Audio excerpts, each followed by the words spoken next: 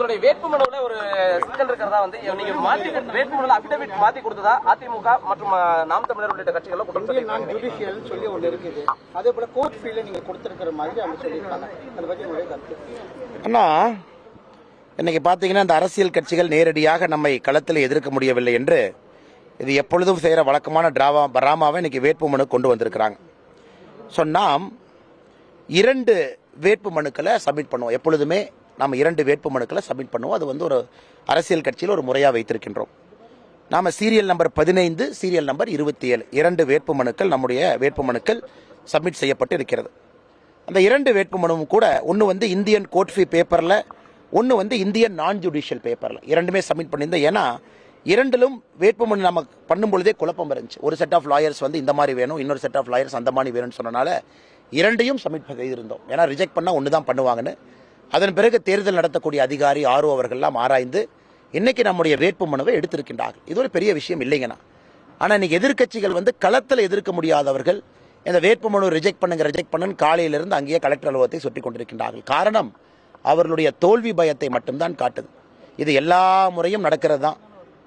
இந்த வேட்புமனு ஸ்க்ரூட்னி அப்போ அவர் அரசியல் கட்சி கலாட்டா பண்ணுறது. ஆனால் இந்த முறை கோயம்புத்தூர் பார்த்தீங்கன்னா உச்சபட்சமாக இதை நிராகரித்தே ஆக வேண்டும் சொல்லி கடைசியில் நம்முடைய மாநிலத்தினுடைய தேர்தல் நடத்தக்கூடிய அதிகாரிகளே அதை பற்றி கிளாரிஃபிகேஷன் கொடுக்குற நிலைமை கொண்டு வந்திருக்கிறாங்க. அதனால் எங்களை பொறுத்தவரை 2 serial number 15, serial number 27 2 set of வேட்புமனு தாக்கல் பண்ணியிருக்கிறோம்.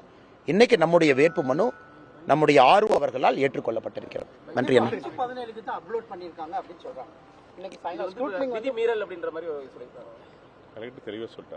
அண்ணா, நான் தான் உங்களுக்கு சீரியல் நம்பரே சொல்றேன் பாருங்கண்ணா. சீரியல் நம்பர் 15, சீரியல் நம்பர் 27 2ம் வந்து நாம என்னைக்கு தாக்கல் செய்தோமோ, முதல் வேட்புமனுவை நான் தாக்கல் செய்து வர்றேன்.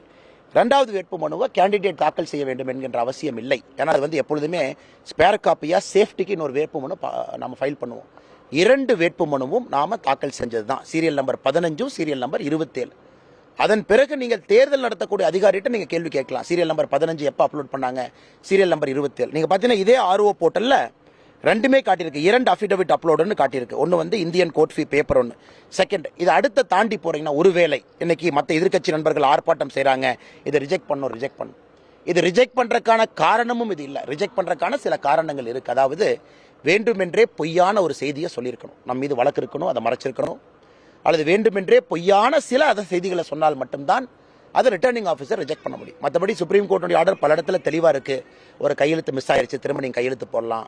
டேட் ஒரு இடத்துல போடல, திரும்ப டேட் போடலாம். இது வந்து ஒரு காம்படிட்டிவ் எக்ஸாமினேஷன் கிடையாது. தேர்தலை பொறுத்தவரை ஒரு காரணம் சொல்லி இதை ரிஜெக்ட் பண்றது ஒரு காரணம் இல்லைன்னு அரசியல் கட்சிகள் புரியாமல் பேசுறாங்க. 2 வேட்புமனு இருக்கு. அதில் ஒரு வேட்புமனை ஏற்றுக்கொண்டு கமா இல்லை டாட் இல்லைன்னு பேசினா கூட அது கூட நிராகரிக்கப்பட வேண்டிய காரணம் அதுவும் கிடையாது. ஏன்னா என்னோட கிளாரிஃபிகேஷன் நம்ம கொடுத்துட்டேன். இதுக்கு பிறகு தேர்தல் நடத்தக்கூடிய அதிகாரிகள்ட்ட நீங்க புள்ளி விவரமா கேட்கலாம். எப்ப ஃபைல் பண்ணாங்க, யாரு ஃபைல் பண்ணாங்க, பின்னாடி வந்து வேட்பாளர் வந்து இந்த நேரத்துக்கு ஃபைல் பண்ணிட்டு போனாங்க, அதன் பிறகு டம்மி யாரு ஃபைல் பண்ணாங்க, எல்லாம் வந்து தேர்தல் நடத்துற அதிகாரிக்கு தெரியும். ஏன்னா எல்லாமே லெஜர்ல என்டர் பண்றாங்க, நமக்கு ஒரு அக்னாலஜ்மெண்ட் காப்பி கொடுக்குறாங்க, டைம் அங்கே என்ட்ரி ஆகுது, அதே டைம் நமக்கு போடுறாங்க, எல்லாம் டிரான்ஸ்பரண்டா நடக்குது. அதனால் நீங்கள் இதற்கு மேல் கிளாரிஃபிகேஷன் வேணா நிச்சயமா அவங்ககிட்ட கேட்கலாம்.